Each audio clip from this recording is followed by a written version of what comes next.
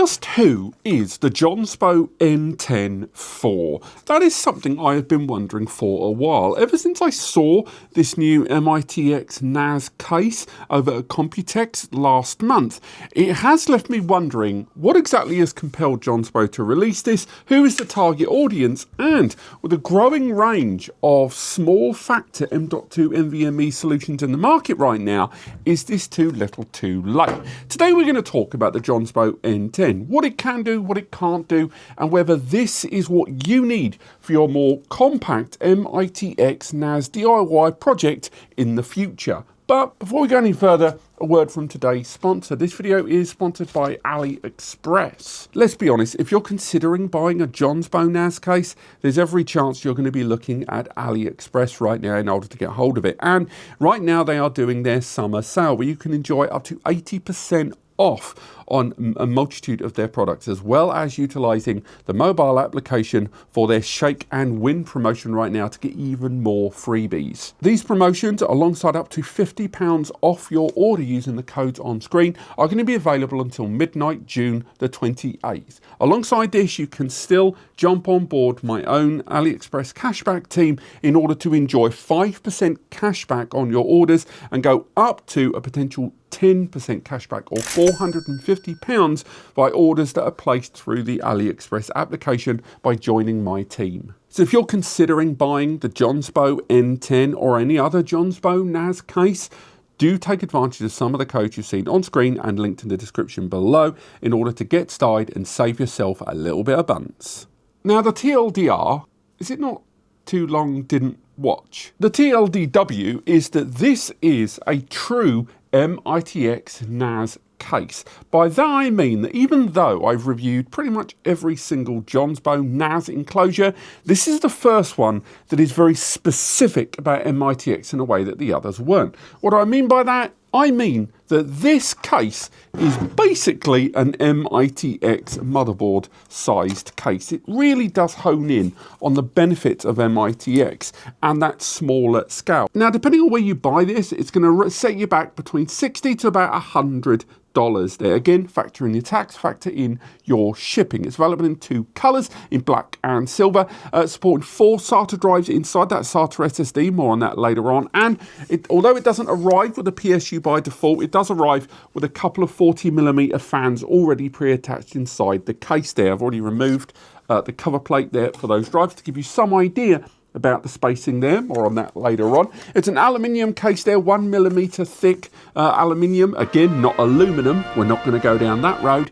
And overall we've got plenty of ventilation on pretty much all of the sides, including the base, as well as that removable top panel there that allows us to see a good understanding of the layout inside, and we're going to talk a lot more about the cabling in this later on. 20 centimeters in each direction and about 12 to 15 on the sides. It weighs in without the drives and the Mobo at about 1.6 kg. So you're looking at about 2.1, 2.2 kilograms once you've got your drive, your PSU and your motherboard all inside. It's got that wood finish there on the base, and we've even got a USB Type-C port there and the relevant F panel cabling inside. Also, the base panel there is put in place by 4 hex screws, and the kit arrives with a hex screw Allen key included. There's also removable rubber feet included with spares, and there's also a Molex to SATA adapter cable that means that even if you get a much more restrained and budget PSU that doesn't have enough SATA for all your drives, it actually includes that adapter straight out the gate. It's not expensive, you're talking a matter of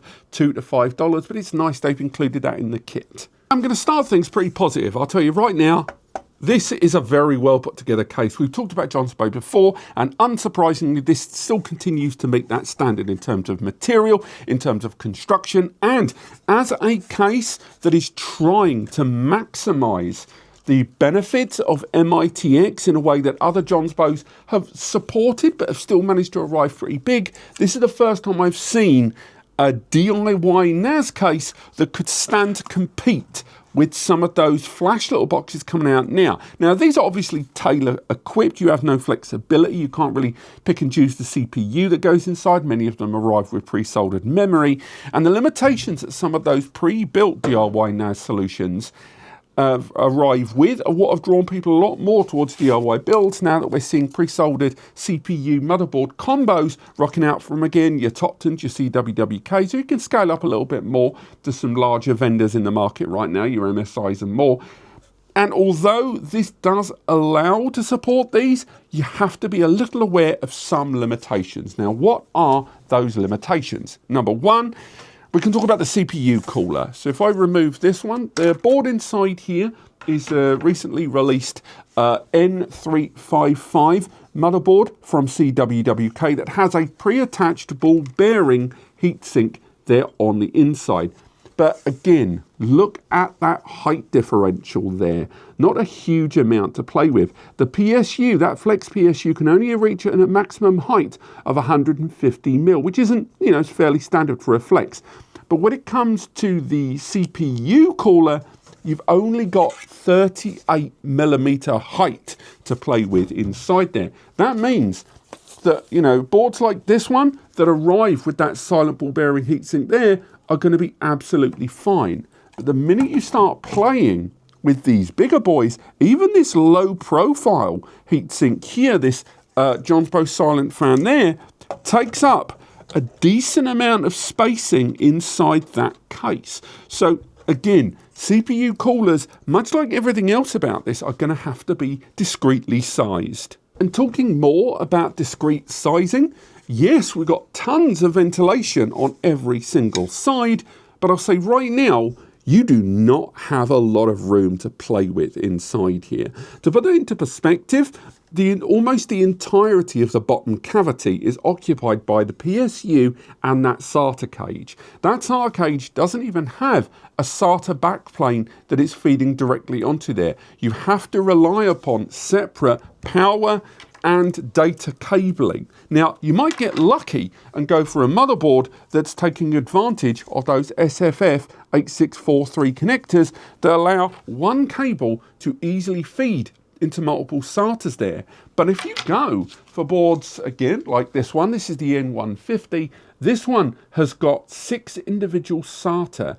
That means individual SATA cables, you're going to have to funnel at least 4 of those SATA cables through this case alongside the data, alongside the power as well coming off that Flex. So space is tremendously limited inside here, and it did make me concerned about airflow with this case in operation. We'll talk about thermals later on. All that said, with the right soft modding, you probably could deploy 2 traditional hard drives inside this, 3.5-inch hard drives. You won't be able to go higher than about 8 TB, because once you go higher than that, you generally find that the height of the drives becomes too much of an issue in this. But as long as you don't go higher than 8 TB, I reckon you could, with the right modifications, install 2 SATA hard drives inside here. They don't authorize it, but I do think it's possible.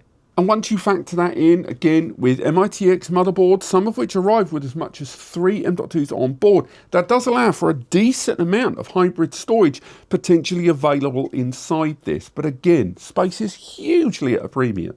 And talking of space at a premium, even though a lot of modern MITX motherboards have managed to, balance things and even include PCIe upgrade slots, this case out the box does not support PCIe upgrades. You can put a card inside that has a PCIe slot, but the space is so limited, and you can probably make it out here, that even though this board has a PCIe upgrade slot, there is simply no physical capacity to take advantage of that. Now, maybe you can get hold of a tremendously low height PCIe upgrade that will allow you to attach perhaps an M.2 or maybe even a riser to run outside of there. Maybe you could take advantage of M.2 to Oculink, or maybe even M.2 to a traditional PCIe upgrade. Even this card that I'm showing you is a PCIe to Oculink port. But even this card here, in its incredible low capacity scale in terms of physical footprint, simply is just not workable inside this design here. So with the baseline fans and the PSU fan inside and that low profile CPU fan from the N35 Mobo combo that I installed inside. The noise from the front of the system hit around 40 to 43 dBA when it was at peak. Now the rear of the chassis, it did go up again because of the additional noise of those fans, and it did again have the plate removed so we could just get realistic understanding, because again, even if you are going to have a plate, it wasn't the fan inside that was concerning me, and motherboards do differ, but that hit around 41 to 45. So let's hear those side by side now.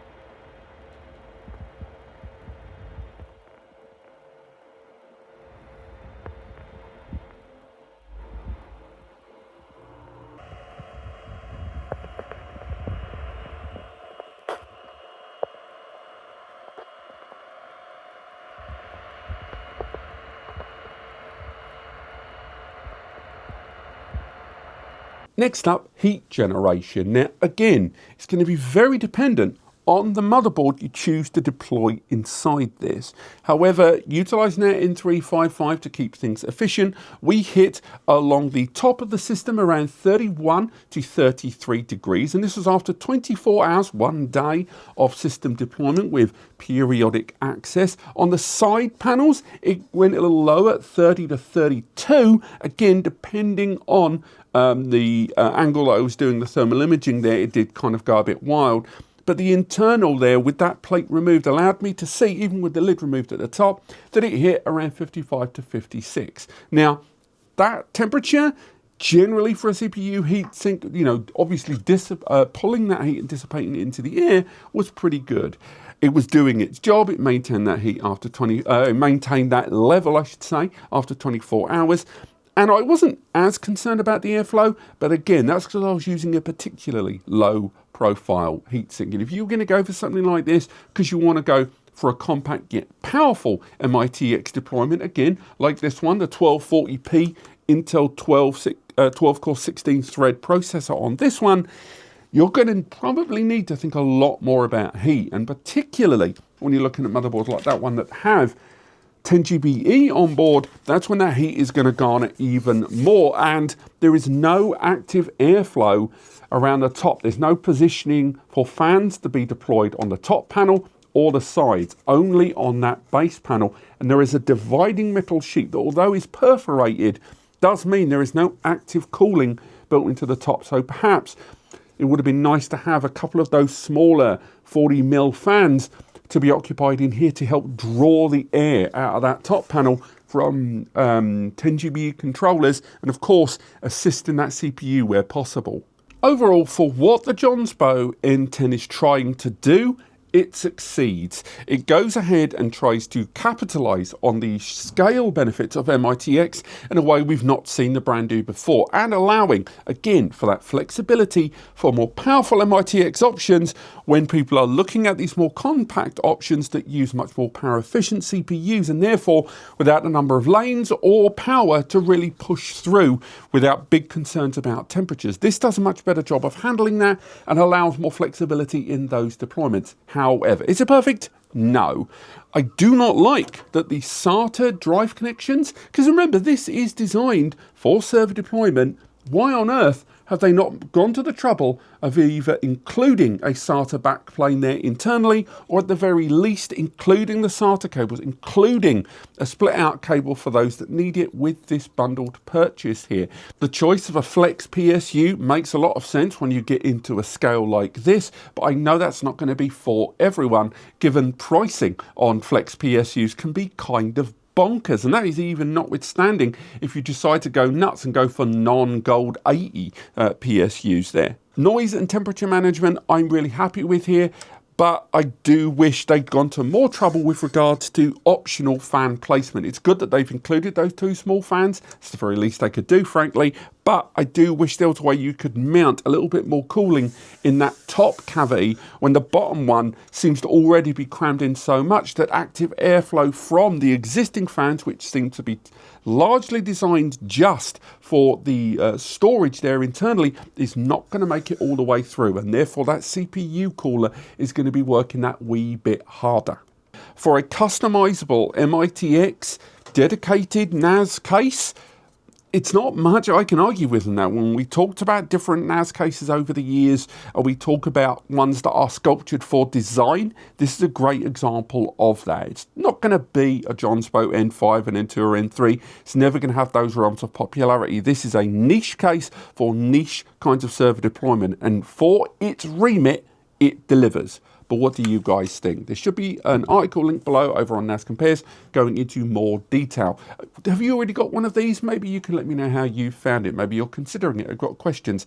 Do let me know. But apart from that, thank you so much for watching. Thanks for AliExpress for sponsoring today's video. There are links to everything we've discussed, along with links to get hold of this and some of the motherboards we've discussed today linked below. So if you found the video helpful, and if you want to get those products from those websites, please use those links. It allows us to keep doing what we do here at the channel via commission. Thank you so much for watching, and I'll see you next time.